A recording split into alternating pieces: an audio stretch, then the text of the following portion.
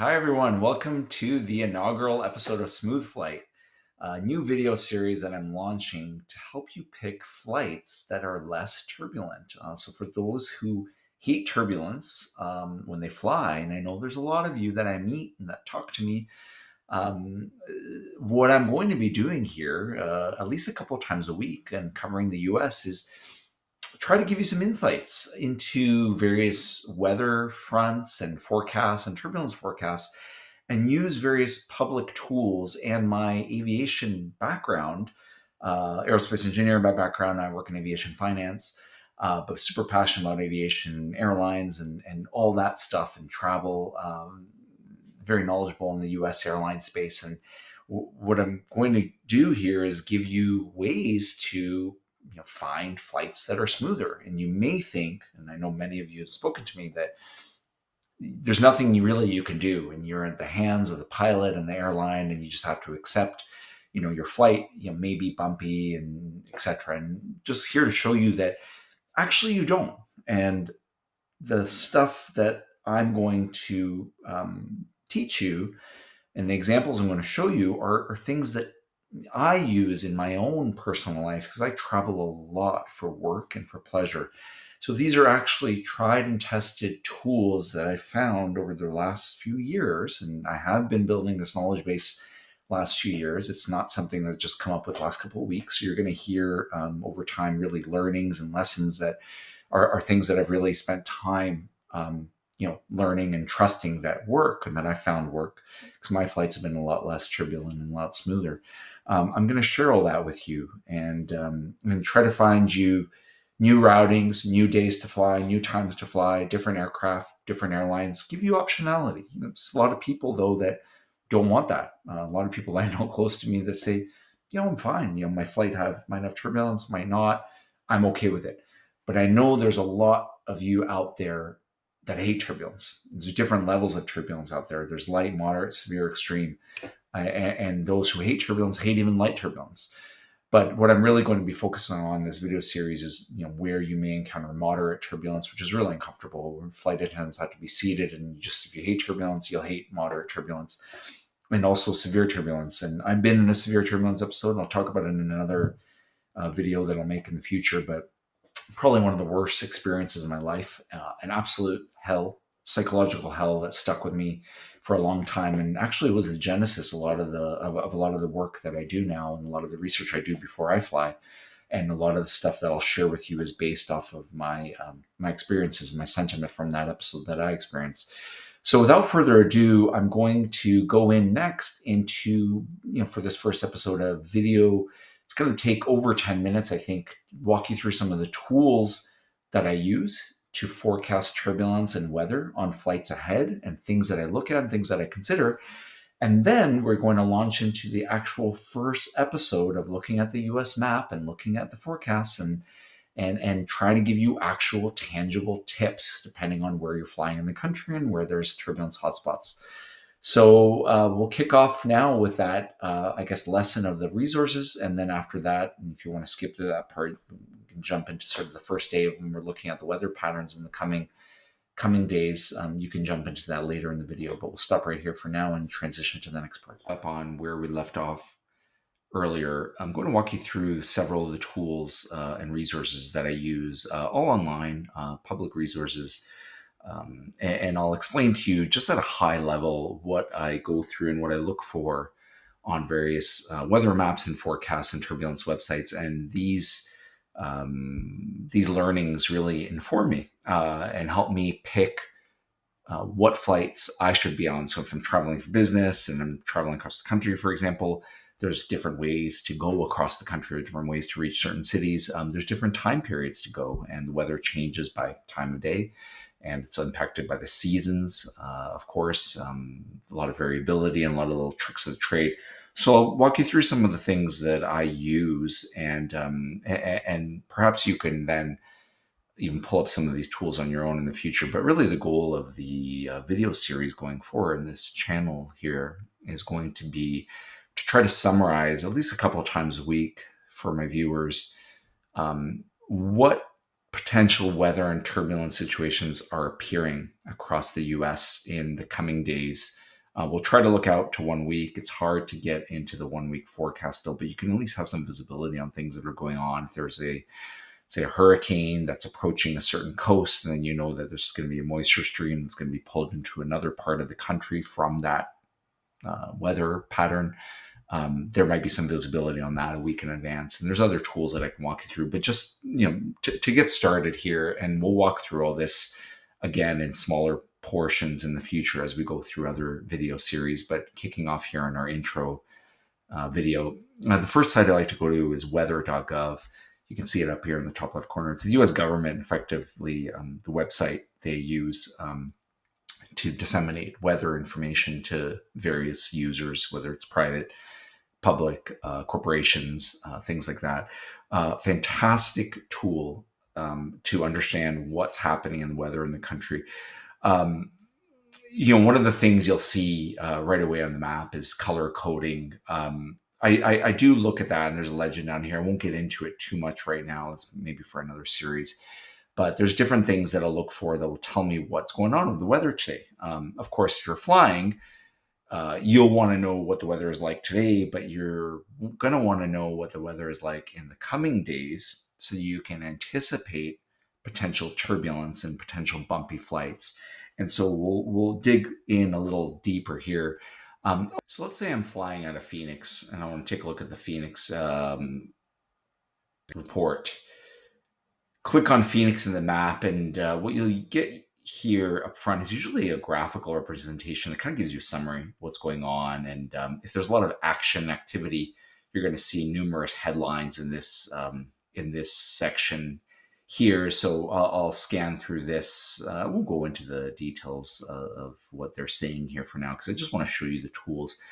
One of my favorite things to do here, though, is not only look at this and then look at the graphics and see sort of high level what's happening. Again, we need to be looking into the future and not just today, and this map is showing today. But what I want to do is show you the forecast discussion. So you go to the forecast, you click forecast discussion, and there's usually a summary of what's going on. But what's really important, what I find really valuable when I'm assessing what kind of weather and turbulence to expect around my flight in a certain area of the country, is I go through these forecast discussions in the relevant cities I want to look at, or maybe they're the origin destination cities, maybe they're cities along the flight map, or the flight route, excuse me. And you'll go here, and there's a short-term section for weather that's usually shown in the next day or two.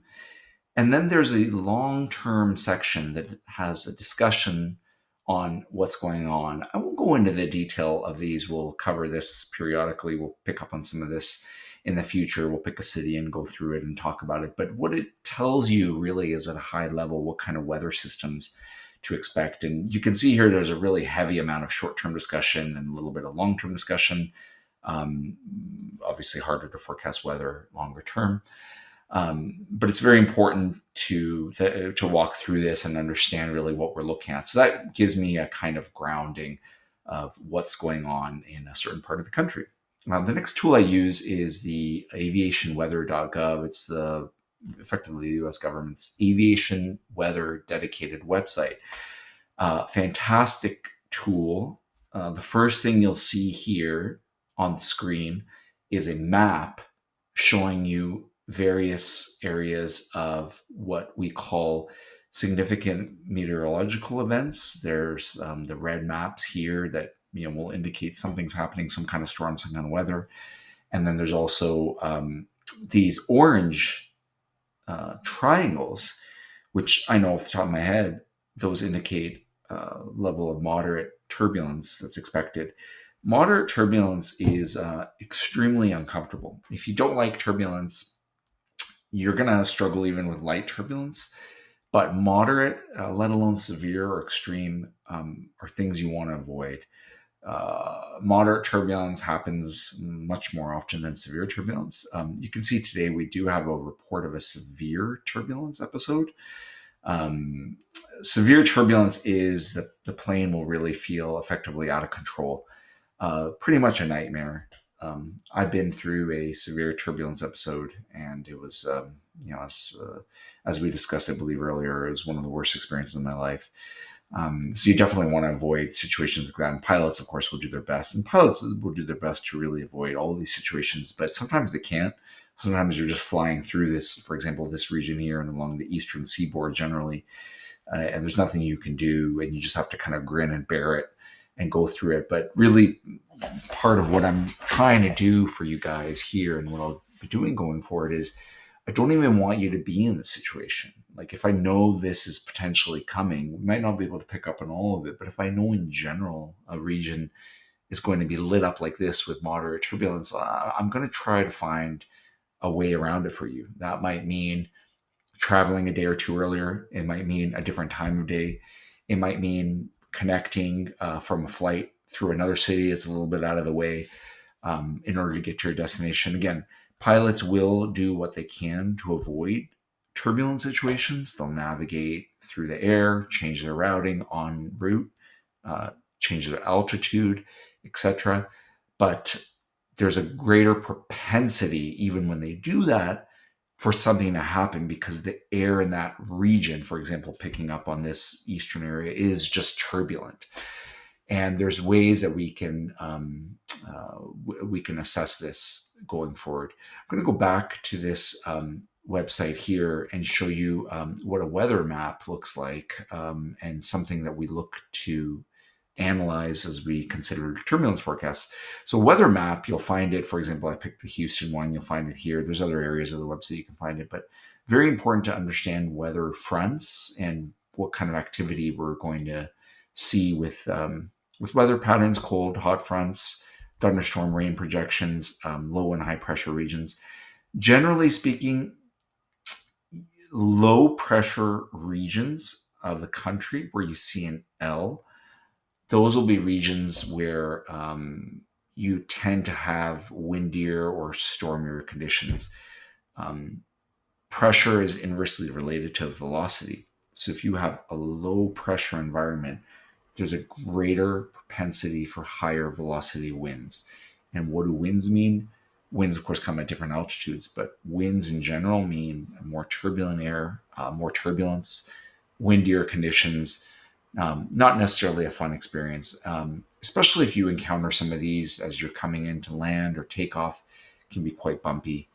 But this is another tool that I use that shows me, weather forecasts in the coming days, weather fronts. The last one I'll discuss today out of these tools, there's other tools, but is turbulenceforecast.com. You'll see the website here. Great website. Well done to the individual who does this.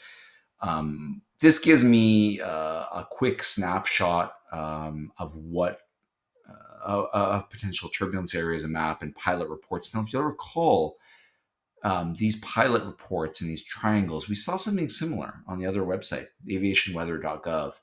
Kind of a different version, but it's actually taken from that. So I shouldn't say different versions. One is built from the other.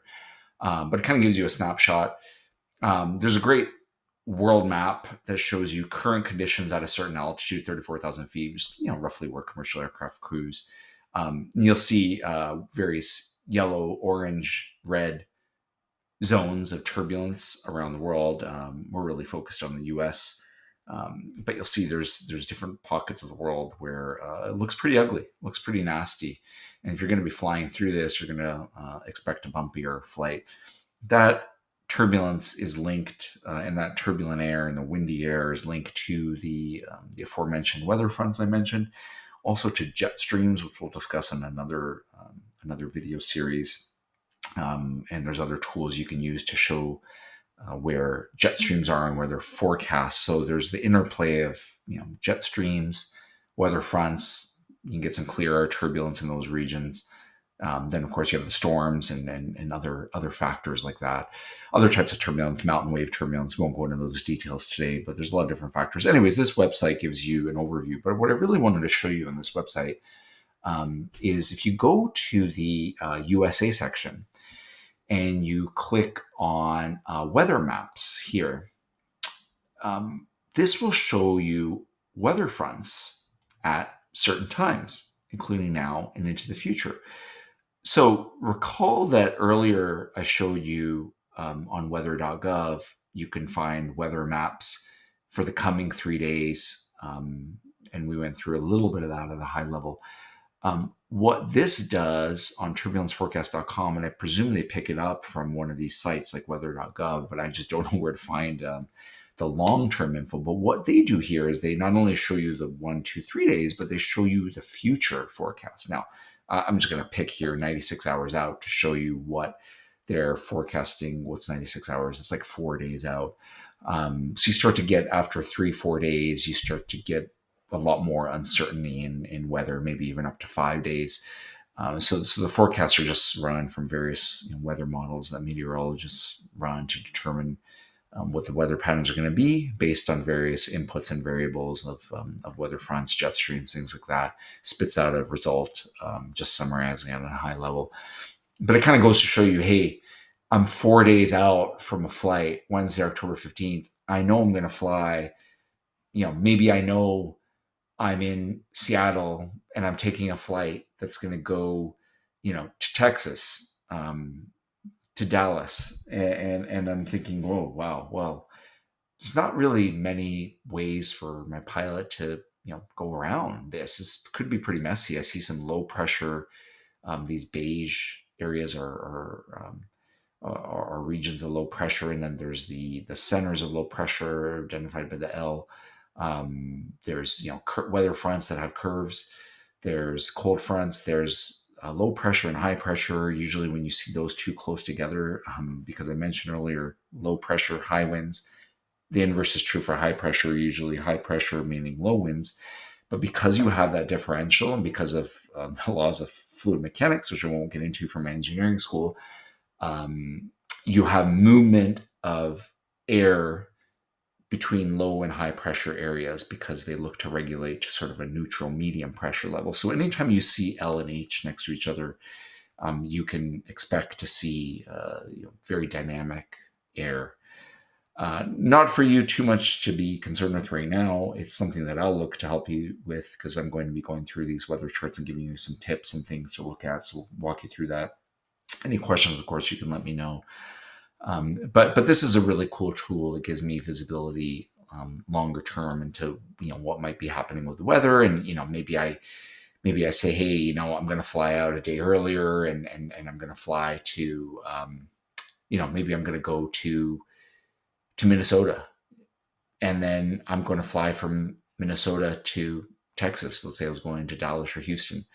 Might be a bit better than trying to do it on the Wednesday. That's an extreme example. If you really, really, really are worried and you want to go out of your way, these are the kind of things you can do, and there's different flights that are can accommodate you. So that's kind of what I'm going to be touching on in my video series, is where airlines have their hubs, the kind of flights you may be looking at on different airlines, potentially the kind of aircraft you may be looking at. Bigger aircraft handle better in turbulence, smaller less so. But we're going to really focus on, because we're not going to be doing this every day, unfortunately. I just don't have the time to, but we can pick up on some trends and try to give you some different times of the day and different aircraft, different airlines, different connecting points, things to consider as you fly. And then, of course, you always have the pilots behind you who will look to detour the best they can. But in complete frankness, and we'll talk about this in another video series, I'll walk you through various historical turbulence episodes. I've seen numerous occasions where there's been forecasted weather, forecasted turbulence events, and for some reason, dispatchers, route planners, meteorologists at the airline, and the pilots still decide to fly through it, and something happens. Just turbulence episode happens. And keep in mind, not all turbulence episodes are on the news, because if they don't result in injuries, because people are, let's say, strapped in, and they won't make the news, but it can be an absolutely terrifying episode for those on board, and especially for those who hate turbulence. So I'm going to leave it there for now with regards to the tools I use. We'll touch on more tools in coming episodes, but hopefully that gives you a sense of weather.gov, aviationweather.gov, turbulence forecasts, and how I look at storm forecasts, weather fronts, low pressure areas of the country, etc. Okay, guys, going to walk you through some of the tools we just discussed and show you what's happening to the weather today and what to expect in the coming days and how you may adjust your flights for some expected turbulence and weather activity. So, very briefly, if you look at today's weather front map, national forecast chart for Sunday, October 12th, you see right away Arizona, there's some mixed rain, heavy flooding, potentially possible storm activity. You also see up in the upper Midwest what's called an occluded front. It's when a warm front in red, a cold front in blue, those air masses of different temperature mix and they create what's called an occluded front. I think it's the cold front takes over the warm front. But what, and it's shown in purple, but what ends up happening is you get really choppy and mixy kind of air and it's not good for turbulence. So right now, I would say Arizona, upper Midwest look a bit choppy and Colorado as well, showing a trough here in the dash line and also some activity here, mixed precipitation. Let's now go to aviationweather.gov and see if we can confirm from pilot reports that indeed there is turbulence occurring in these areas. And wouldn't you know it, there's a convective SIGMET, significant meteorological event in Arizona right now, showing you the storms. You're seeing some moderate turbulence reports. You're seeing moderate turbulence reports in Colorado. You're seeing severe turbulence reports in the upper Midwest. I'm not going to dive into these right now. I'm just going to show you sort of at a high level here, but on another video, we'll dive in and see what these pilots reports are saying. But just to show you how it tied in that weather front map and the information I saw on weather.gov earlier to give me a sense of where the bumpy areas of the country were today. And it corroborated that information.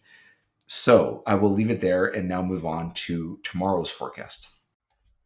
So now looking at tomorrow, October 13th, and what to expect, and really what to expect in the coming days in general. And we'll make more videos through the week as the week goes on. But tomorrow I'm really focused on Arizona and the West. It's gonna be a bumpy period out west in particular. There's a storm coming in off the west coast, Pacific Northwest, that's moving inland. It's actually going to affect Northern California, Central Coast.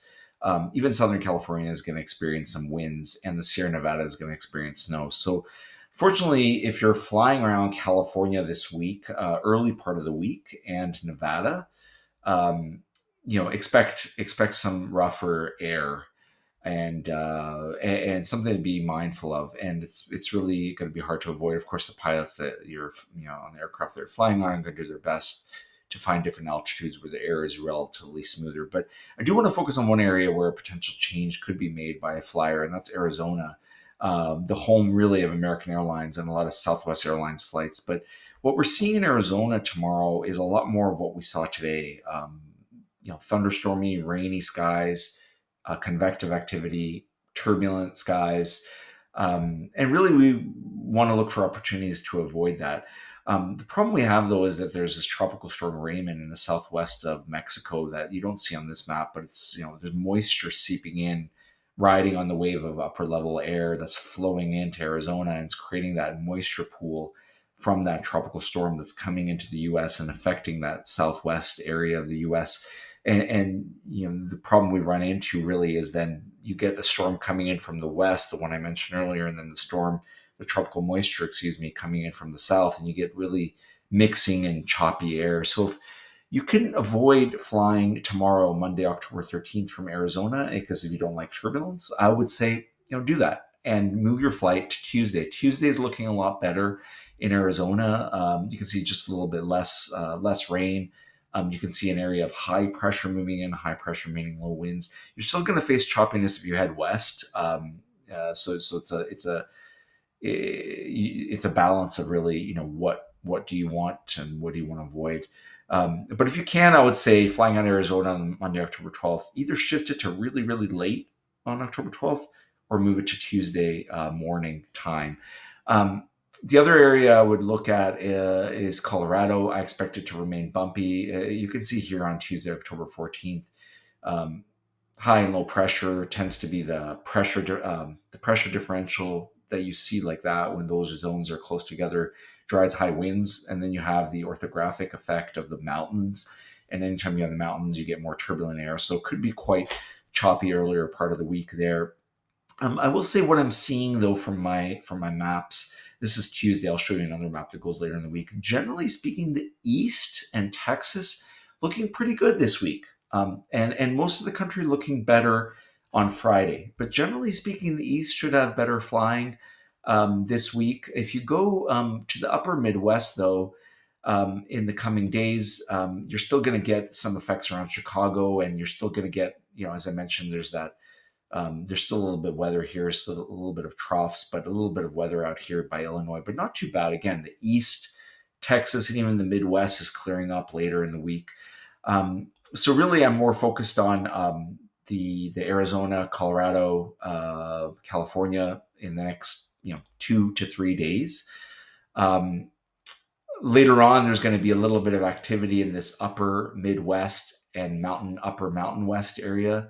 So if you're flying out of Minnesota, Chicago, and you're heading to Seattle, Portland, there's some things to look out for later in the week. But generally speaking, the East should remain better for most of the week. A little bit of things to look out for in Texas later in the week. We'll keep an eye on that and come back to you. But for now, that's all. Again, it's my first time doing this, guys. Any tips, let me know. Anything you want to see in the comment section. I'm definitely going to try and improve, get more concise, give you better flight tips. I'm not a meteorologist, not a pilot, but I know the airline industry very well. I'm effectively an airline analyst.